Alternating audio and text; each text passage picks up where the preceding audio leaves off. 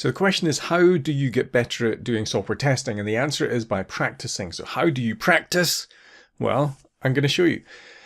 I mean, people talk about testing katas and coding katas and whatever else. That's fine. If you can find testing katas online, you want to do them, then go ahead.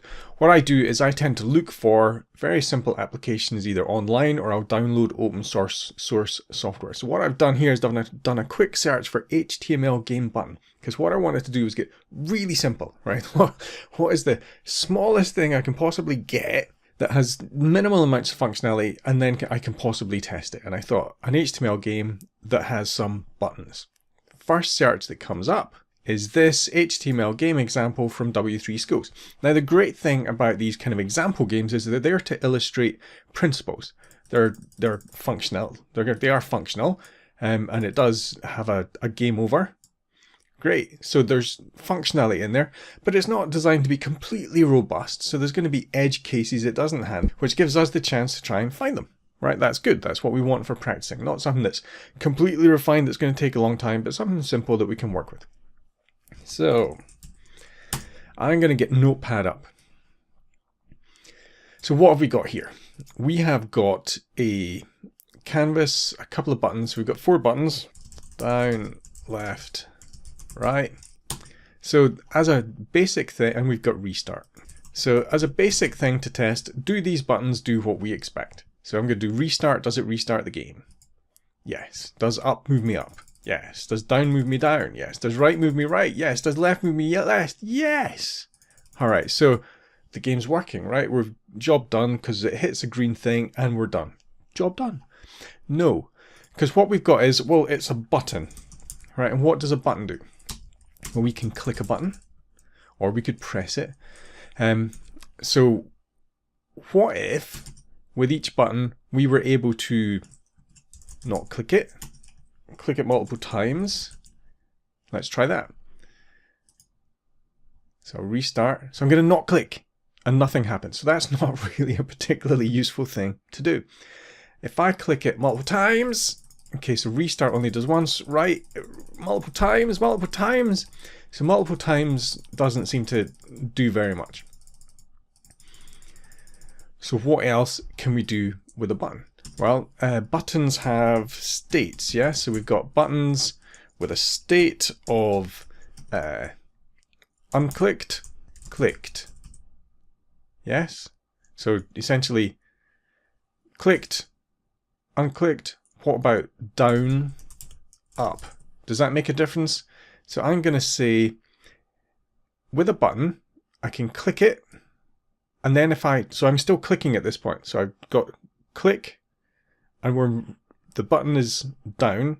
Can I unclick without that event happening?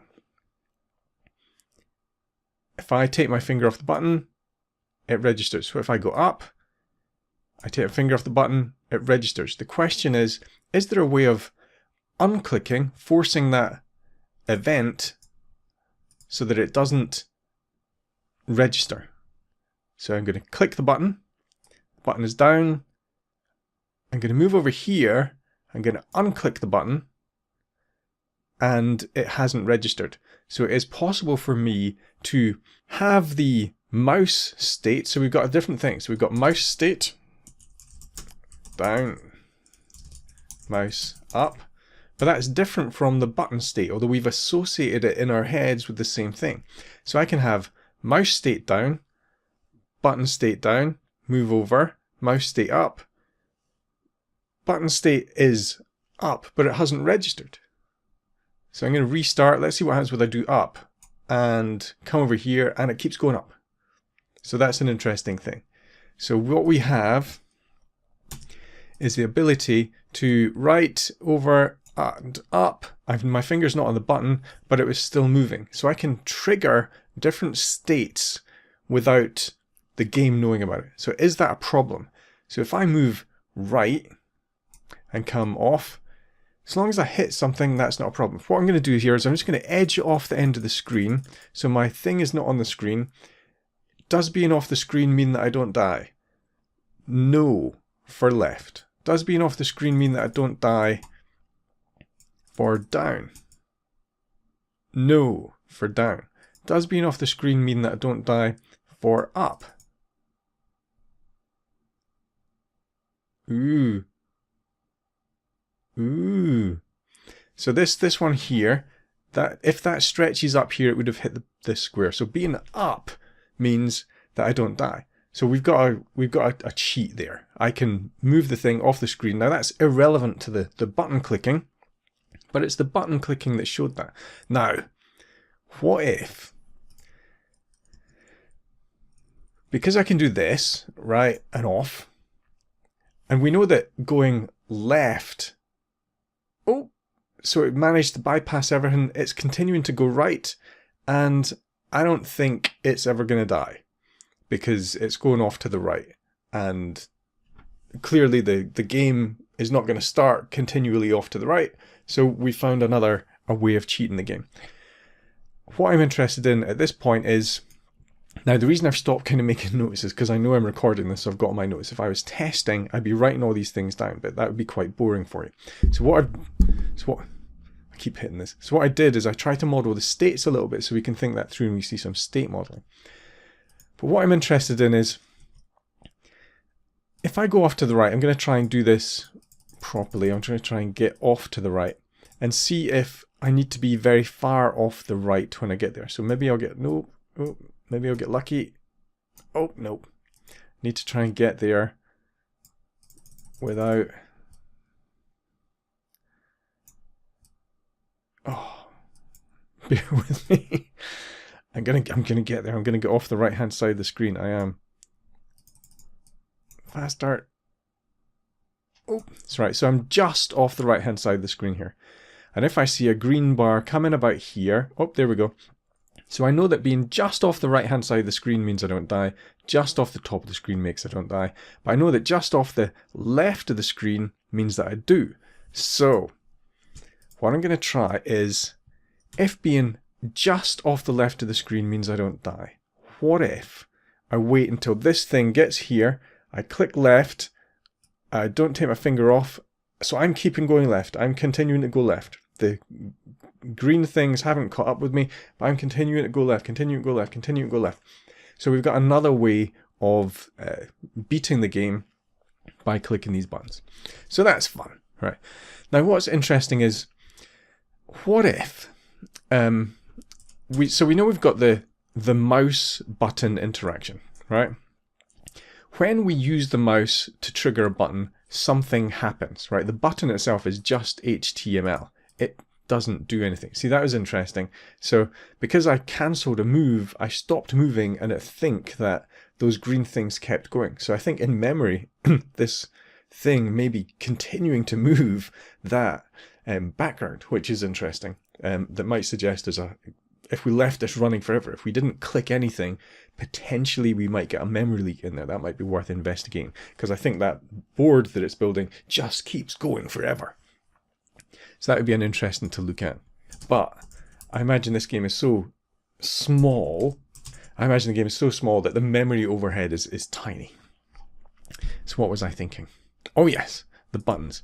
So with the buttons, because it's just an HTML button, on its own that doesn't do anything. But we can see here that it actually triggers JavaScript commands. So on touch start, it doesn't move up. On mouse down, it doesn't move up. On mouse up, it moves a clear move. So these moves are essentially move up until nothing else happens. So what if? So that means we have things like mouse up. Presumably we've got a mouse down. Let's just check. There it is. So we've got move down. So it's move up. I can't even read. Move up. Move down. So we've got move left and move right.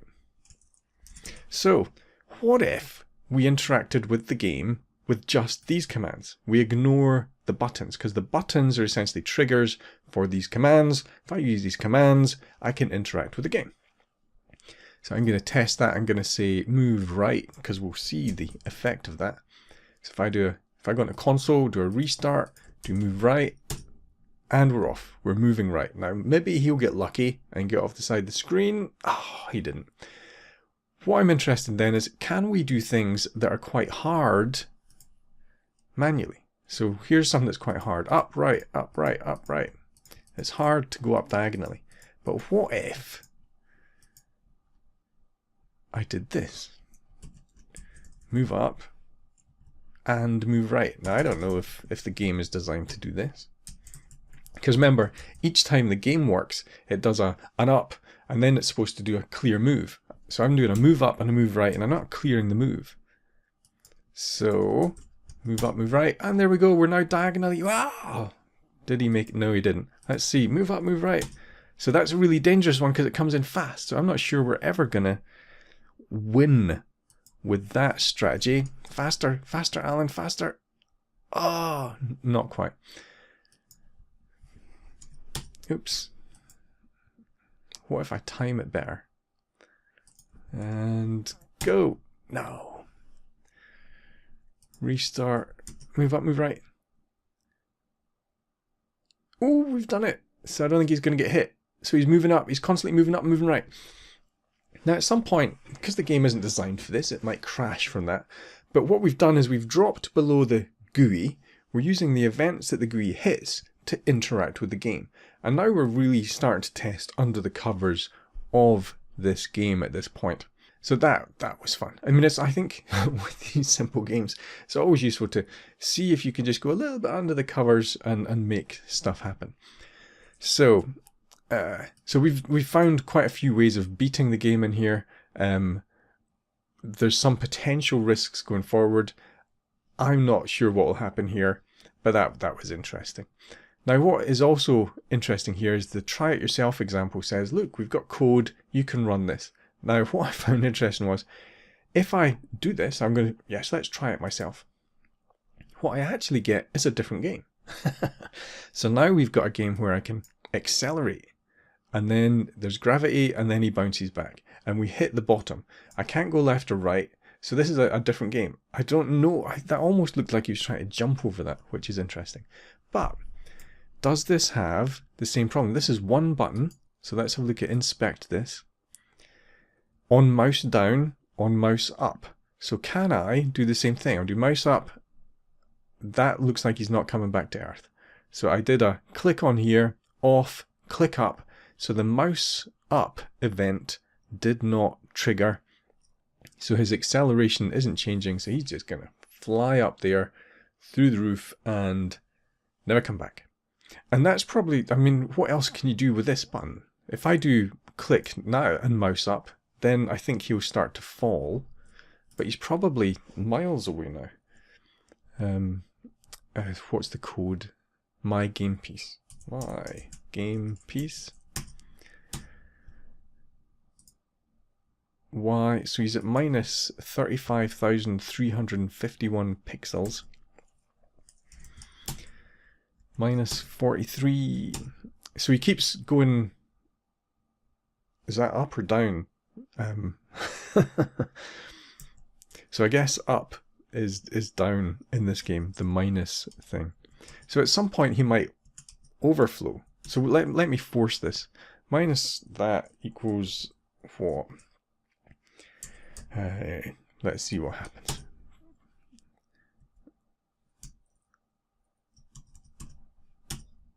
Alright, so I think that's just an infinite. He's going to go forever. At some point the number's going to get too big, but we're pretty much assured that he could continue to go for this number of minuses when he was only on there.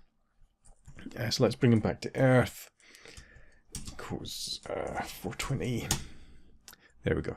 So that brought him back to Earth enough that he died, I think, is what happened there. Although it's hard to tell. So if I start that game again, let's issue that command. Oh, my game piece is not defined, really. Okay, let me try that. So this is one of the good things about looking at JavaScript games. When you've got frames, it seems to get a bit confused in the console. Let me close the console down. Refresh the screen. Do an inspect. Oops, console. Okay, so now I'm at the point where I can't actually interact with the JavaScript for some reason. But I can do that. He's going to fall back to Earth. Oh, maybe I accidentally didn't do that properly. I didn't mean to kill the... Oh, there we go. So he takes a long time to come back to Earth. Now, what we're also seeing here is the game state is important. So with the game state, the button is doing something, but it's not registering because the game loop isn't happening. So I have to have the game running for the button to make any difference.